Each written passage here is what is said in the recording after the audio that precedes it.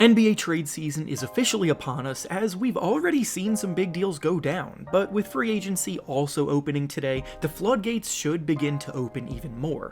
No team is perfectly constructed as is, regardless of how good of a season they just had, and there are always opportunities to improve the roster, with one of the best ways of doing so being by making trades. In today's video, we'll be continuing on this topic that I started yesterday, where I am going through every team in the NBA, picking out one player they should look to trade. Last video, I went through all of the teams in the Eastern Conference, so today we'll be finishing things off by going through all of the teams in the Western Conference. Before we start though, make sure to like the video and subscribe to the channel, as all support is very much appreciated. Now with that being said, let's begin. Going in alphabetical order, we'll start with the Dallas Mavericks, and the player they should look to trade is Reggie Bullock. The Mavericks offseason isn't exactly starting off too hot, as it appears as though they might be losing Jalen Brunson in free agency, so if they want to be able to replicate their conference finals success or even improve upon it further, they need to get a bit extreme. Bullock is a reliable 3-and-D player on a team-friendly contract, so he may end up being the piece used to dangle in front of suitors on the market in a package looking for some outside impact. Next up is the Denver Nuggets, and I know I'm cheating with this one since he just got traded yesterday, but it's Will Barton. Barton was going to be my pick for this list anyway, so him getting traded in a package for Kentavious Caldwell-Pope is exactly the kind of deal that addresses one of the Nuggets' biggest needs in terms of perimeter defense and outside spot-up shooting. Next up is the Golden State Warriors, and the player they should look to trade is James Wiseman. The Warriors are NBA champions once again, and they still feel as though they can go back-to-back. Wiseman is pretty far away from contributing for a title contender, having missed all of last season due to injury, on top of the fact that he's still pretty raw as a talent. Because of the intrigue over his upside though, he still has considerable value on the trade market, and the Warriors could use him to retool their roster even further. Next is the Houston Rockets, and the player they should look to trade is Eric Gordon. Gordon has been one of the best sixth men in the NBA over the last 5 years or so, but it's time for the team to move on from him. They have so many young players in need of minutes now, and for the sake of their rebuild, it would be in the best interest of both Gordon and the team to move him to a possible contender in exchange for some more assets, because Gordon definitely has more to give as a knockdown shooter, hard-nosed driver, and competitor on defense. Up next is the Los Angeles Clippers, and the player they should be looking to trade is Luke Kennard. The Clippers are, in my opinion, the deepest team in the league at the moment. With that said though, there are only so many minutes to go around, and not everyone is going to be happy in their role.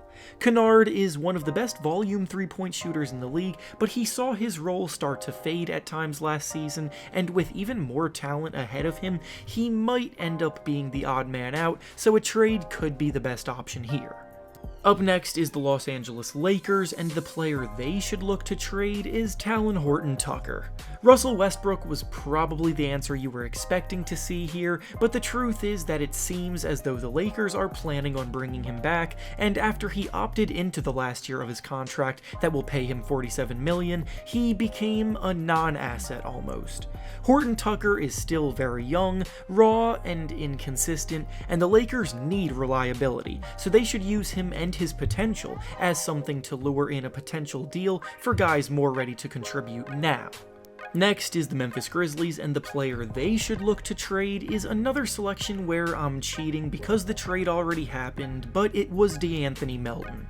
Out of all of the Grizzlies guards, Melton was the most expendable, and they used him in a trade with the 76ers to acquire a first-round pick, so it worked out for both sides in the end.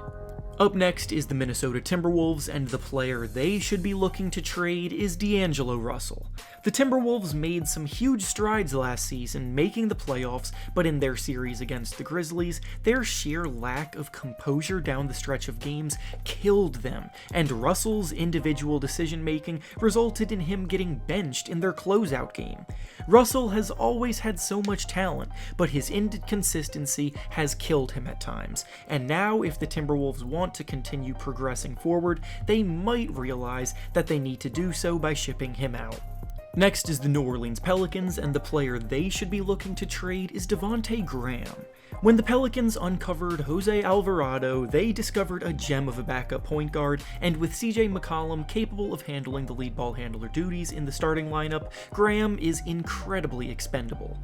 His shaky shooting and inconsistency have plagued him throughout his career, and because of it, he had his role greatly reduced by the time the postseason started, which tells me they might be trying to move on from him already. Next is the Oklahoma City Thunder, and the player they should be looking to trade is Kenrich Williams. Williams was one of the more underrated players to emerge this past season, and as a 27-year-old 3-and-D guy, he had teams calling about him at the trade deadline, but no deal was reached. Now it's the offseason, and you can definitely count on that same interest to be there for him by playoff caliber teams, so I think a trade will get done here. Up next is the Phoenix Suns, and the player they should look to trade is Deandre Ayton. Ayton is technically a restricted free agent, but in all likelihood, if he's going to leave, it's going to be through a sign and trade. The organization does not want to pay him a max contract, and Ayton doesn't feel included enough in his current role with the team, so both sides seem to want to move on. Ayton is an incredibly impactful defensive big man with a skillful face-up game on offense, soft touch around the rim, and a nice mid-range jumper as well, and we're already seeing a bunch of teams reaching out trying to acquire him. Up next is the Portland Trail Blazers, and the player they should be looking to trade is Eric Bledsoe. Bledsoe has declined a ton over the last few years individually, and his contract is massive comparatively. The Blazers still want to compete around Damian Lillard, but have very few other players on their roster that are both expendable and have value, so Bledsoe becomes the choice here kind of by default. Next up is the Sacramento Kings, and the player they should look to trade is Richaun Holmes. The Kings just acquired Domantas Sabonis, and after him, the center spot is jam-packed on the roster, with Metu and Alex Len being there as well. Holmes is a player that crashes the glass hard, runs the floor, and operates the pick and roll well, and plays with a ton of energy, and would serve as an excellent backup center on a handful of other teams.